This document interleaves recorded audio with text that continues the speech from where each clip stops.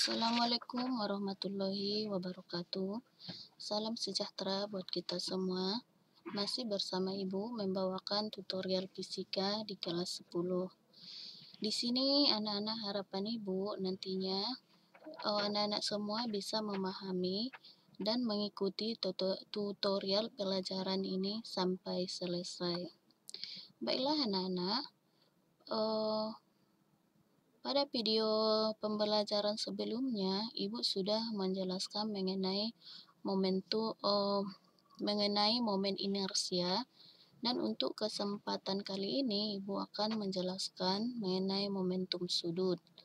Di mana anak-anak submaterinya di sini ada momentum sudut.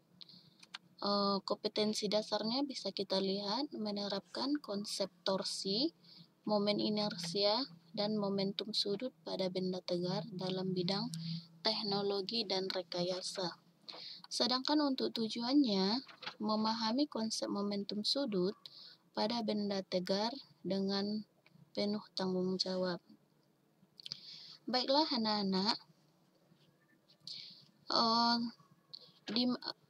anak-anak, momentum sudut itu adalah ukuran kesukaran benda untuk mengubah arah benda yang sedang berputar atau bergerak melingkar. Itu dia. Sehingga anak-anak pada momentum sudut ini, di momentum sudut dilambangkan atau disimbolkan dengan L. Sehingga di mana dia momentum sudut ini persamaannya atau dirumuskan dengan L sama dengan I kali omega, dan atau L sama dengan M kali P kali R.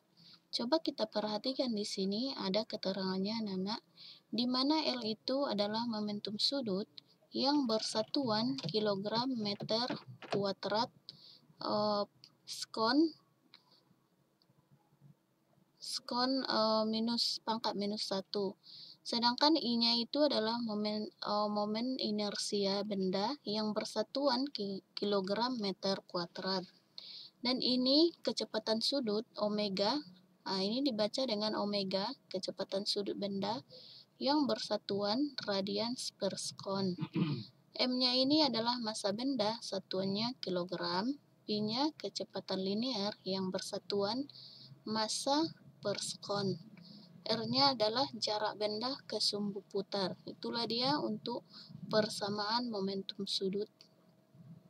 Jadi anak-anak, momentum sudut ini merupakan besaran vektor, di mana pada pembelajaran sebelumnya kita sudah belajar mengenai vektor ya kan anak-anak.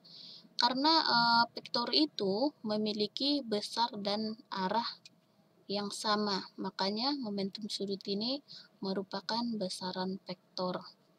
Sehingga momentum sudut juga didefinisikan sebagai hasil kali silang antara vektor yang dimana disimbolkan dengan R, ini bisa kita lihat, dan momen linearnya, momen linearnya ya anak-anak. Jadi sehingga momentum sudut sama dengan, kita kembali lagi ke persamaannya, L sama dengan I kali omega. Momentum sudut sama dengan momen inersia dikali kecepatan sudut, itu dia. Jadi anak-anak, arah momentum sudut ini dari suatu benda yang berotasi atau yang bergerak dapat ditentukan dengan putaran skrup atau dengan aturan kaidah tangan kanan. Coba kita lihat di sini ada gambarnya. Di sini ada kan dia kaidah tangan kanan atau bisa dikatakan dengan kaidah putaran skrup. Di sini Ibu akan jelaskan pada gambar yang pertama ini. Jadi anak-anak, arah putaran keempat jari di sini kan ada 5 jari. Jadi ada 4 jari yang menggenggam, itu dia. Jadi anak-anak, arah putaran keempat jari ini menunjukkan arah rotasi, itu dia. Sedangkan ibu jari ini kan ada ibu jarinya, itu menunjukkan arah momentum sudutnya. Nah, ini dia kan ada di sini nampak simbolnya dengan L. Itu dia. Jadi Ibu ulangi lagi, keempat jari ini, arah putaran keempat jari ini menunjukkan arah rotasi, sedangkan ibu jarinya menentukan itu arah momentum sudut. Nah, itu aja ya anak-anak untuk gambar yang pertama. Jadi anak-anak, pada gerak translasi, benda memiliki momentum linear. Sedangkan pada gerak rotasi, ada momentum sudutnya. Itu dia. Bagaimana anak-anak arah momentum sudutnya? Di sini Ibu akan jelaskan bagaimana dia arah momentum sudut.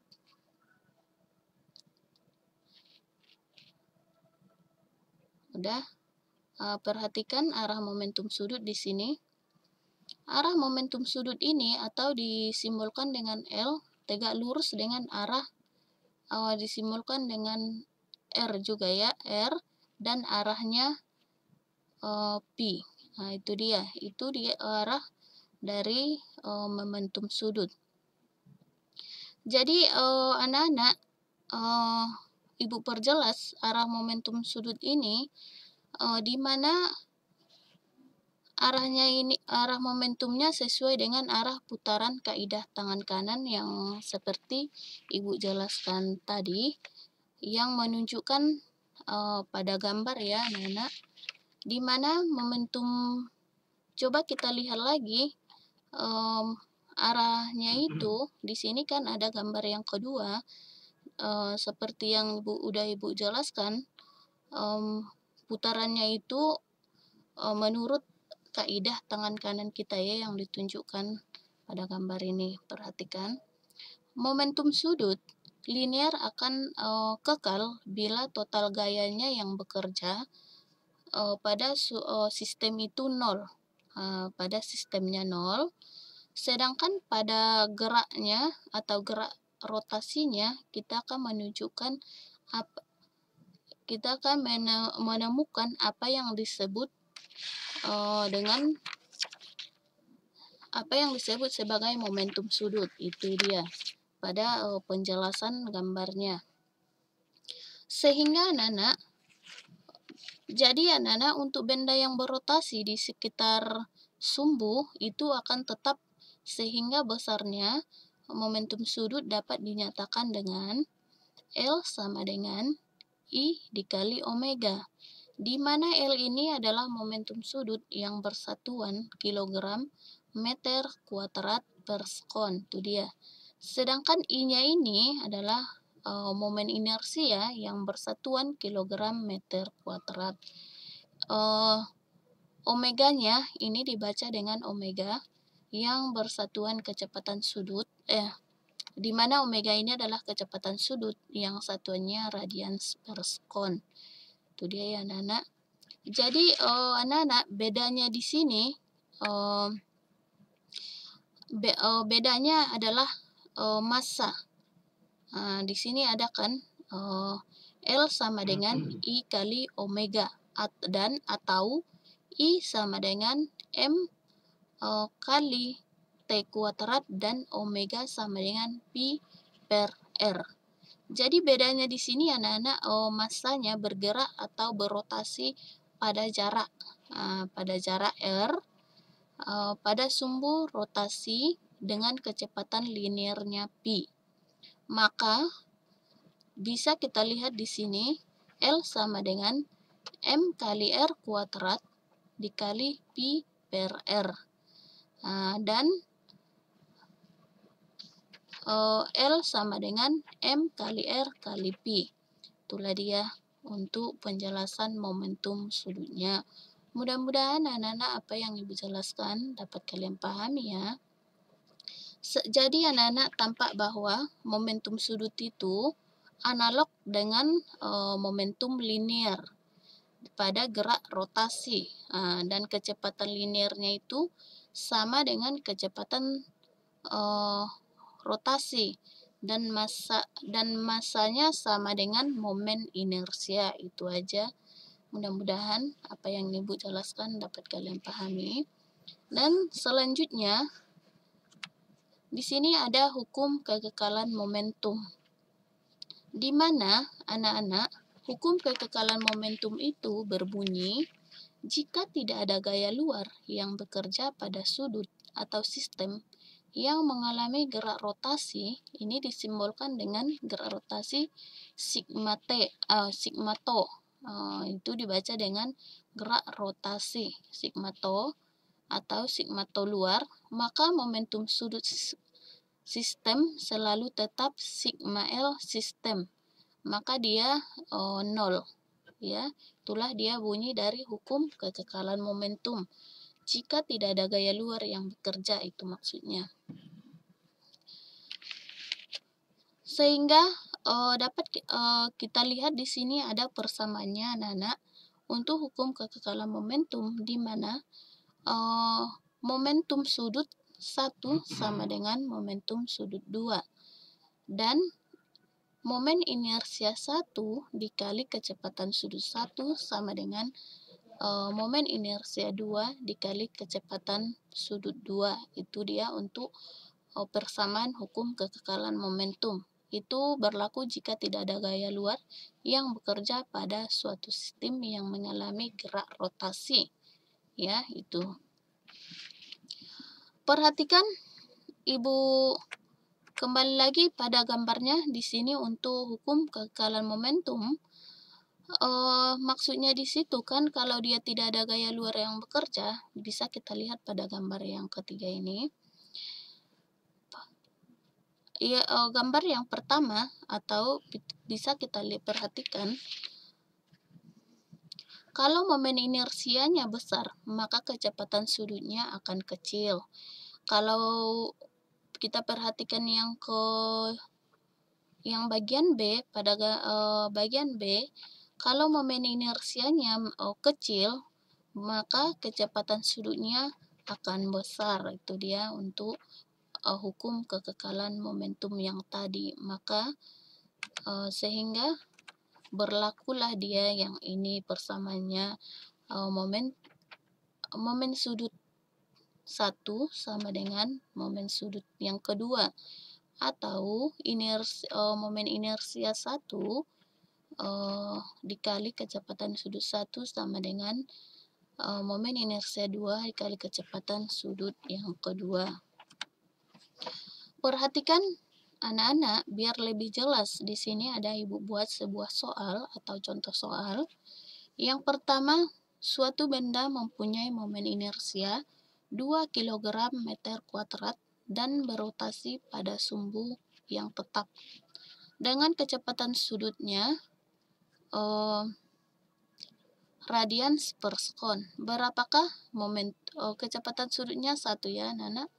Kecepatan sudutnya 1 radians per sekon. Berapakah momentum sudut benda tersebut?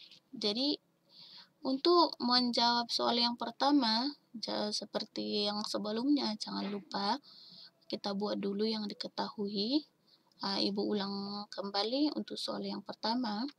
Suatu benda mempunyai momen inersia 2 kg meter kuadrat dan berotasi pada sumbu yang tetap dengan kecepatan sudutnya 1 radians per sekon. Berapakah momentum sudut benda tersebut? Kita buat diketahui momen inersia tadi kan simbolnya adalah I sama dengan 2 kg meter kuadrat. Kecepatan sudut di sini omega ini ya. Mungkin ada sedikit kesalahan. Omeganya sama dengan 1 radians per sekon. Jadi yang ditanya adalah momentum sudutnya, L-nya. Kita tuliskan persamaannya. Momentum sudut sama dengan momen inersia dikali kecepatan sudut, atau dilambangkan dengan L sama dengan I kali omega. Kita masukkan I-nya 2 kg, kecepatannya 1 radians per sekon. Kita kalikan momen inersianya dikali kecepatan sudut, 2 dikali 1 hasilnya 2 kg meter kuadrat per sekon.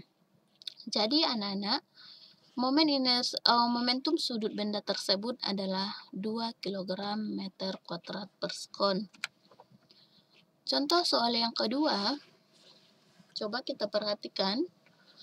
Suatu partikel bergerak melingkar dengan kecepatan sudut 10 radians per sekon.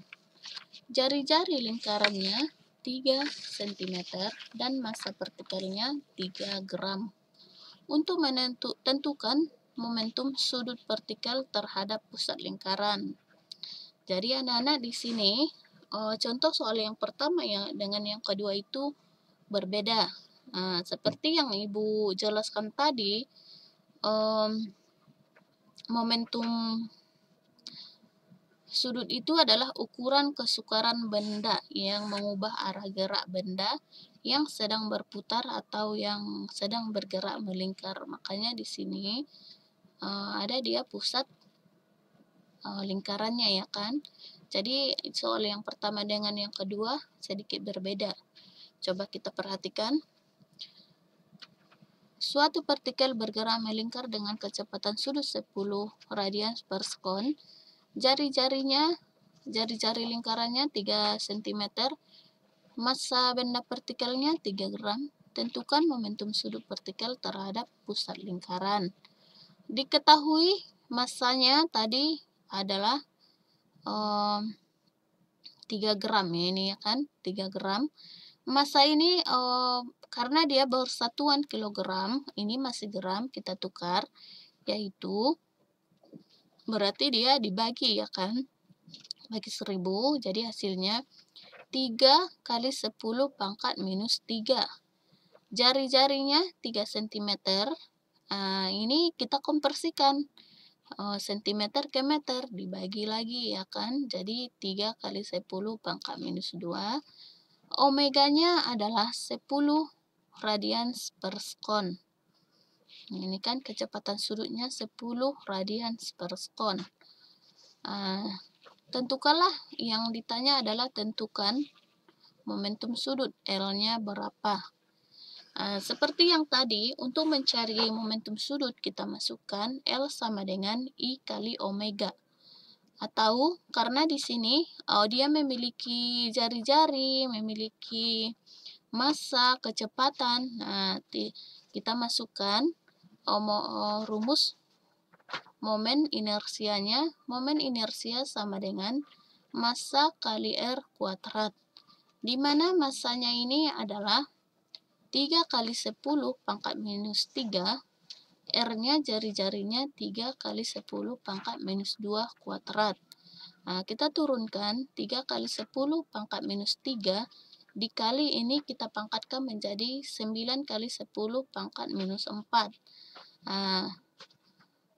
Jadi momen inersianya sama dengan 2 kali 10 pangkat minus 3 kg meter kuadrat. Setelah dapat anak-anak momen inersianya, baru kita masukkan momentum sudutnya. Makanya sebelum dapat momen inersianya, di sini kita tidak bisa melanjutkan atau menentukan hasil dari momentum sudutnya. Karena momen inersianya sudah diketahui, yaitu 27 kali 10 pangkat minus 7 kg meter kuadrat. Baru kita masukkan rumusnya, yaitu L sama dengan I kali omega atau momentum sudut sama dengan momen inersia dikali kecepatan sudut.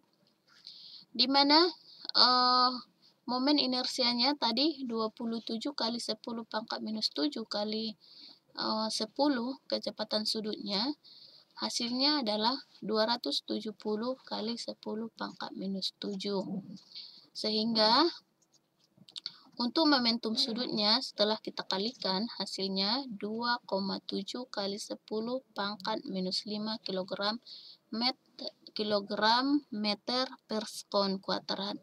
Jadi anak-anak, momentum sudutnya adalah 2,7 kali 10 pangkat minus 5 kg meter per sekon kuadrat. Itulah dia. Ibu lanjut yang ketiga. Sebuah benda bermassa 1 kg bergerak melingkar dengan kecepatan sudut tetapnya yaitu 2 radians per sekon. Tentukan momentum sudut jika jari-jari lingkarannya jari-jari lintasan partikelnya 10 meter ya, 10 cm. Nah, nanti kita tukar ke meter. Diketahui massanya 1 kg, jari-jari lingkarannya adalah 10 cm, kita tukar ke meter menjadi 0,01 meter. Kecepatan sudutnya 2 radians per sekon. Jadi untuk mencari momentum sudut, kita masukkan L sama dengan I kali omega. Untuk mencari momentum sudutnya, kita cari dulu momen inersianya seperti contoh soal yang kedua tadi. Momen inersia sama dengan massa kali R kuadrat, di mana massanya adalah 1 kg, jari-jarinya 0,01 kuadrat. Kita turunkan 1, ini kita pangkatkan menjadi 0,01, kita kalikan yaitu 0,01 kg meter kuadrat. Setelah dapat momen inersianya, baru kita masukkan momentum sudutnya. Momentum sudut sama dengan momen inersia dikali kecepatan sudut. Tadi momen inersianya 0,01, omeganya atau kecepatan sudutnya 2, kita kalikan 0,01 kali 2, hasilnya 0,02 kg meter kuadrat per sekon. Jadi anak-anak, momentum sudutnya adalah 0,02 kg meter kuadrat per sekon. Itulah dia anak-anak untuk contoh soal yang Ibu jelaskan, mudah-mudahan dapat kalian pahami. Di sini anak-anak ada soal yang harus kalian kerjakan, di mana bisa mudah-mudahan dari penjelasan contoh soal yang Ibu jelaskan tadi bisa kalian kerjakan di soalnya ini. Yang pertama, yang ke-1, suatu partikel bergerak melingkar dengan kecepatan sudut 20 radians per sekon. Jari-jari lingkarannya 4 cm dan massa partikelnya 3 gram. Tentukan momentum sudut partikel terhadap pusat lingkaran. Yang kedua, sebuah partikel yang bermassa 2 kg berputar dengan jari-jari 3 meter. Partikel tersebut berputar dengan kecepatan sudutnya 5 radians per sekon.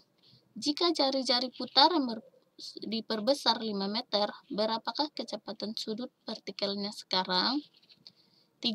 Sebuah benda mempunyai momen inersia 4 kg meter kuadrat dan berotasi pada sumbu tetap dengan kecepatan sudut radians per sekon. Berapakah momentum sudut benda tersebut? Itulah dia untuk soal yang harus kalian kerjakan. Mudah-mudahan anak-anak apa yang Ibu jelaskan untuk materi momentum sudut ini dapat kalian pahami. Kalau ada yang kurang jelas atau kurang paham, dapat kalian tanyakan langsung sama Ibu, dan mudah-mudahan dapat kalian pahami ya. Kalau ada yang kurang atau kata-kata yang salah, mohon dimaklumi. Sampai di sini dulu untuk materi hari ini. Ibu sudahi dengan salam. Assalamualaikum warahmatullahi wabarakatuh.